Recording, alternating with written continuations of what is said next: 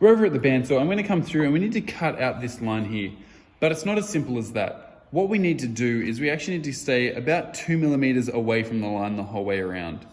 The reason for that is because we're going to go through and use a template router bit, which is going to give us the exact shape of the previous one, the exact shape of the previous template that we just drew on here, by taping the template to it and using a router to cut around that. It's actually a pretty impressive tool, but in preparation for this, we need to go around and cut, just keeping 2 millimeters away from that line. Now, the easiest way to cut is going to be, I'm just going to do one side. Remembering you always got to keep your hands away from the blade, and you must be wearing glasses and the extraction system must be turned on.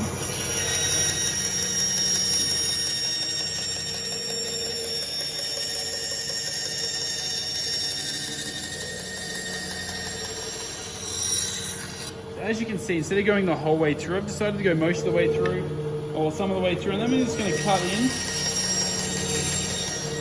and cut that section away because we don't need it. I'm then going to come across here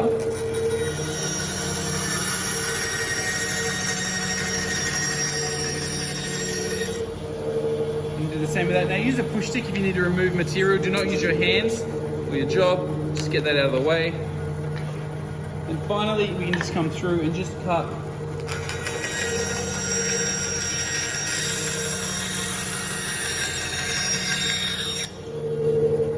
like that. Now, like I said, you want to leave about 2 millimeters going around on each edge, because ultimately the router is going to remove that material for us and give us a perfect join. Whereas if you cut into that edge, the router doesn't have access to there. So please be intentional, leave a couple of millimeters the whole way around, and I'll see you guys for the next step.